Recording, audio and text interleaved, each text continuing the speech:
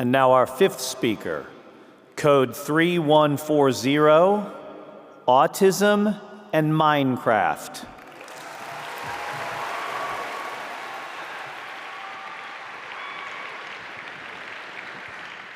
I was a weird kid. My parents referred to me as an old soul, which is essentially just a nice way of saying, why the heck does my child behave like an 80-year-old man?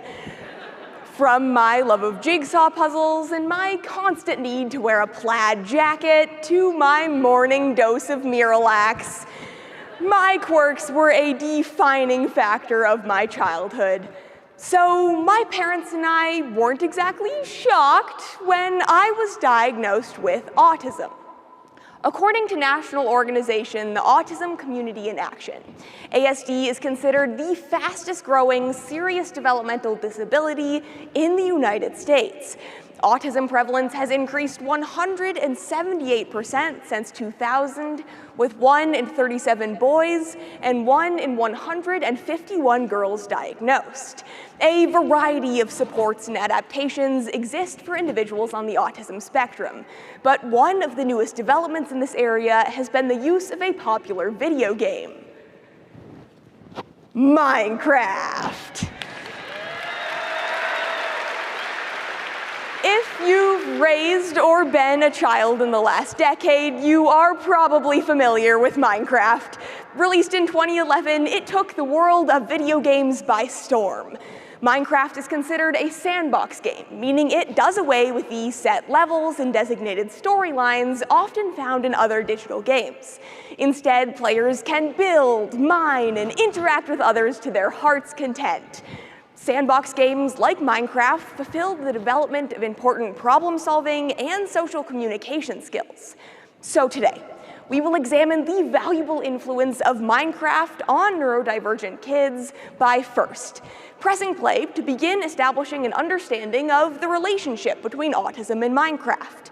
Then, we will craft knowledge of how Minecraft can be an incredibly helpful tool for kids on the spectrum, allowing us to develop social skills and even regulate our emotions. Ultimately, we will find that sometimes playing a game can be the best way to learn. But first, let's establish some basic understanding of autism by playing the web's most searched questions game. The rules of the game are simple. I answer the questions that Google autofills when a phrase is typed. To start, do autistic people know they are autistic? The short answer to this question is actually sort of. Some people with autism report experiencing a sense that they are different from others before they receive an official diagnosis. How about, do autistic people talk to themselves? I mean, I did while I was memorizing this speech. And finally, do autistic people cry? Also, while I was memorizing this speech. So next, let's take a look at the how is questions. How is autism diagnosed? Well, autism is diagnosed using the DSM-5. A person might be diagnosed with ASD if they experience persistent deficit in social communication skills and restricted or repetitive patterns of behavior that present during the early developmental period and cause clinically significant impairment in current functioning. Whew. If that was too much jargon for you, essentially, autism means that I suck at eye contact, but I can name every country in the world. But what does any of this have to do with Minecraft? Before we get into Minecraft's many benefits for autistic children, let's briefly examine the nature of the game. When a player opens Minecraft, they spawn in a randomly generated infinite world that is essentially endless nature. The game can be in creative mode, where a player has access to infinite resources and cannot die. The game can also be in survival mode, the far superior mode, where a player must seek out their own resources and fight monsters to keep their character alive. Kids with autism seem to be naturally drawn towards Minecraft, making it the perfect tool to engage our interests while supporting the development of important skills. Clinical psychologist Dr. Randy Coleman interviewed several autistic children on their love of Minecraft. He writes that there are 3 main reasons kids on the spectrum are so drawn to the game: freedom, control, and experimentation. There are no unspoken social rules that don't make sense to autistic brains. Finally, a game that doesn't require a high five when you do something well. Human contact. Yuck. In addition, the nature of video games provides structured environments and simplified social situations that make people with autism more comfortable. We can filter our sensory experience by adjusting volume and screen brightness, and it is simply impossible to communicate non-verbally in a virtual world. So next, let's take a look at the does questions. Does autism get worse with age? So far, it has not. How about, does autism just appear? Well, as of now, scientists are still investigating autism and teleportation capabilities. And finally, does autism exist? Clearly, otherwise this speech would be totally useless, and I would just be weird. And while it may not be a global pandemic, autism is being diagnosed at higher rates than ever before, and Minecraft is becoming increasingly popular. I'm not saying there's causation, but there is definitely correlation. So let's take a look at exactly how Minecraft can function as a tool for kids on the spectrum, allowing us to fulfill social needs, develop social skills, and ultimately regulate our emotions. First, let's take a look at social needs. Whether I want to admit it or not, I do actually need social interaction sometimes.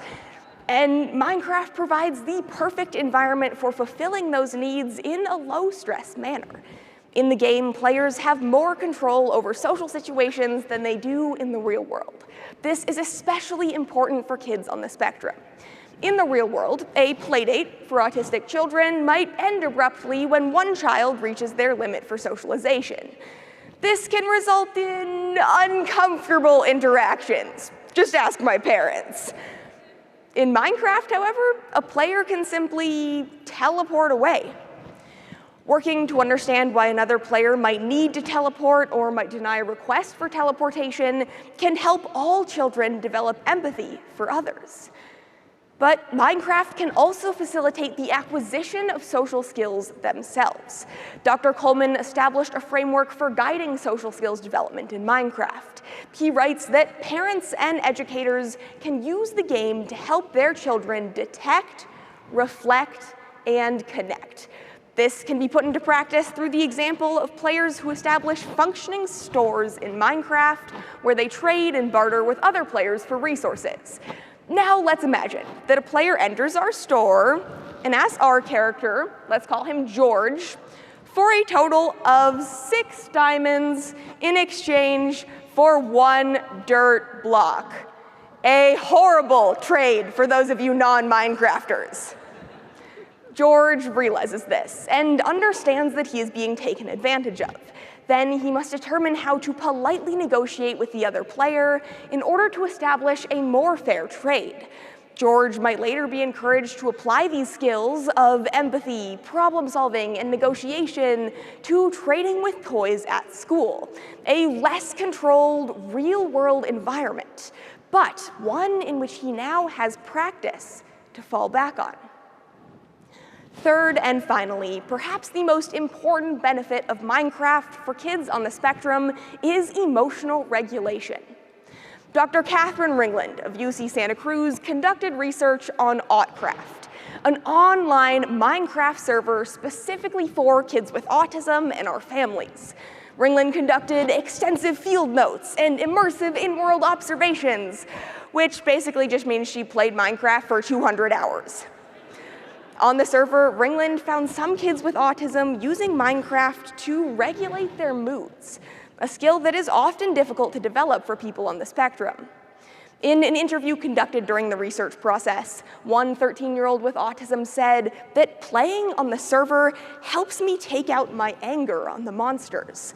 My parents say since I've joined, I've been nicer in real life. If I am sad or angry in real life, I come on here and everyone brightens up my day. I usually forget why I was sad or mad. Emotional dysregulation is an unfortunate reality of life on the spectrum. Many of us struggle to regulate our emotions, which can lead to meltdowns, a symptom of autism that is as scary for us as it is for those around us. But I found that Minecraft can help me to regulate my own emotions, as the calming nature and clear tasks in the game help me to focus and clear my head. The monotony of activities in Minecraft, such as planting virtual carrots or mining for precious ores, is incredibly grounding, and they can help to prevent and even offset meltdowns.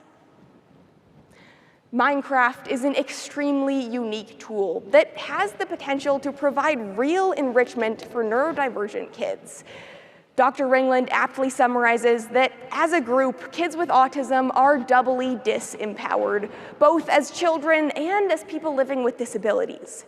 Here, however, we see how this kind of technological openness allows us to customize and create our own play spaces, a type of autonomy that is inherently empowering.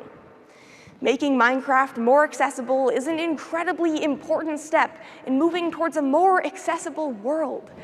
A world in which I and all of my fellow old souls can feel included and empowered in our everyday lives, equipped with the tools to succeed not in spite of our disabilities, but because of our own unique potential.